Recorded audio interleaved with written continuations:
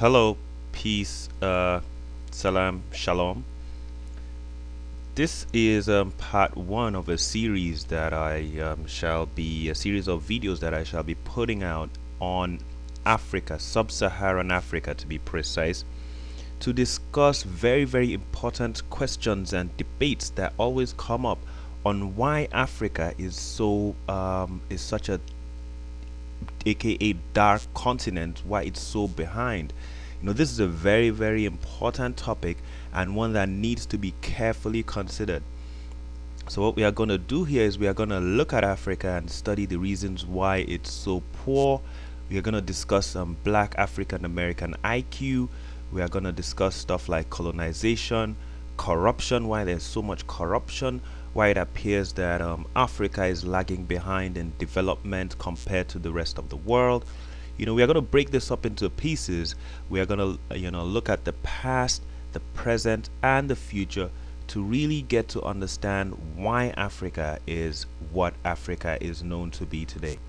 You see, some of the main problems that are characteristic of Africa right now is wars. You have all these reports on wars in Sudan, Darfur crisis. You look at Kenya, you see, there are regional conflicts. You look at the Congo, you hear of people doing such inhumane things like cutting hands and raping and all this stuff going on in the Congo, and everybody asks, why are these people so violent? What's wrong with Africa? And people jump up and say, why can't Africa fix Africa? Why can't they fix themselves? What's the problem? To understand this problem, we are going to study it in detail, in as elaborately as we can, to really get a picture of what's going on and why it is the way it is. So I'm going to divide what we are going to study into three groups. All right, I think 3 time zones thereabout. The first time zone is prior to 1885. That's 100 years ago, 500 years ago. Sorry, I mean 300, 500, 1,000 years, 5,000 years ago. What Africa? I'm just going to give us a picture of what Africa was, because we want to know what happened to Africa. Why is Africa so messed up? So we're going to see what Africa was prior to 1885. 1885 is the hallmark of the colonization. It's a hallmark. It's a very important date we are going to consider. It's the date when the International African Association was formed and the colonization of Africa officially began. So we're going to see what happened prior to that time. Then we are going to study between 1885 to up to about 50 years ago, when most West and Mid-African nations gained their independence. Then we are going to look from about 50 years to now, and see what has happened. So we have to study these major aspects, because anthropology, to understand the people, you have to understand their culture, you have to understand where they are coming from, you have to understand, some people say, forget about the past, what's happening. It's impossible. From a medical point, etiology of disease, you have to know what's the chronology, what's the problem, and we have to follow this out. Now, a very interesting thing is, the stuff I'm going to be presenting is very important. I advise people to let their kids watch this, let everybody watch this, to learn about our history. Because when you study African history in school books in Africa, it starts from like a middle, it's truncated. There's this nice Nigerian author, Chimamanda, on TED Talks. She said, the problem of one story, the problem of one story.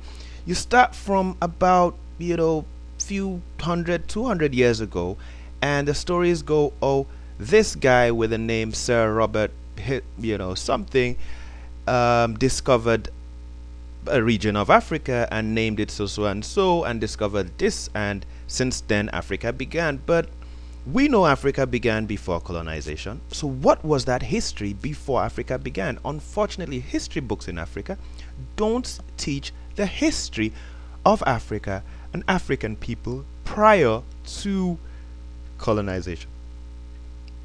So we are going to get that history. Now, that history, you need to get it on the internet. There's Google nowadays, you can find anything you want, but I'm gonna just try to highlight areas of what we should focus on, and places, resource where you can learn about the history of Africa and know how organized or civilized or disorganized we were prior to colonization. Okay, continuing part 1. I'm on this website, newsrescue.org, woes.com. And this is a very, very important book I advise every person interested in knowing about Africa to get. It's When We Ruled by Robin Walker. And it's 100 things you never knew about Africa. Now, there's too much to go into. They talk about, there's so much stuff here of, the development, the way the cities were, glass in Ghana. There's a lot to see in this book. There's an excerpt here on this website. But the first thing I'm going to go into is I can't talk about everything, but the first thing I'm going to go into is this guy. This guy is King Taraka of Sudan. Now, Egypt.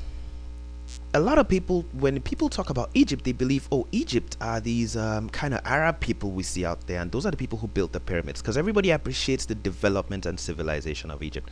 Now, that is a big misinformation that people have just because they never looked further. And it's easy to demonstrate this. What I'm going to do to demonstrate what kind of people built the pyramids, because it was the Nubians, the black Nubians, who moved up from the south, that went to the north, that were the pharaohs who built the pyramids and built Egypt. That was the society. That was typical black Africa. And this King Taraka of Sudan was a very, very prominent king in Sudan at the time. It's very interesting to note that in Sudan, you actually have more pyramids than you have in Egypt, because it was the same construction, the same architecture, same black architecture.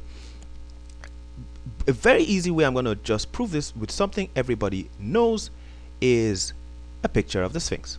Everybody knows the Sphinx. That's a hallmark of Egyptian architecture and the peoples of Egypt.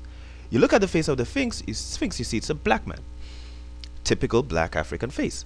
And the same thing when you look at the pictures of, the pharaohs and pyramids in the pyramids, you see black people. That's the people, but what's portrayed in history and TV shows, you have these funny looking people, and you're like, what kind of people are these? The Arabs and the other people migrated to Africa recently. The typical the culture, the civilization that built Egypt, the pharaohs, the great people, they were typical black Africans. So that just gives you an idea of the organization that black Africa has, because some people feel Africa has always been down, Africa has always had problems. No, this is one. There's so many more. Now, a very important thing I'm going to correlate with this, very important, is something very interesting. The beginning of civilization, or the beginning of people in America, Mesoamerica, that's South America, when you're talking in history class in America, and you talk about the history of Mesoamerica, South America, the first people known there, the first civilization is the Olmec civilization. Now, the Olmec civilization of Mesoamerica, you can see these heads, very similar to the architecture, or the stuff you have, the pharaoh, these massive heads. You can see how big this head is. This is called the Olmec head in Mesoamerica. And the very interesting thing about these Olmec heads and these Olmec people who were in South America, let's say about 1250 years BC, is that apart from their architecture, you can see the faces. All these faces are typical black African faces. You can see the faces, Olmec heads. Google it and find this out. Apart from that, the language of these people, the writings that have been found are writings from Mali. They say writings from Mali. If you check history, it says Mali writings. This is AA1 articles. I just Googled this up, just found this one. And it says, you have writings from Mali, in the Olmec people. And very interestingly, the features also, they said they spoke a language similar to that spoken in Mali today. And they have facial scarrings and lines similar to tribal marks found among the Yoruba people of West Africa. So it's understood that the Olmec civilization somehow migrated from Africa, this great civilization, and the first civilization of South America, migrated from Africa. All right, we'll go ahead on part 2.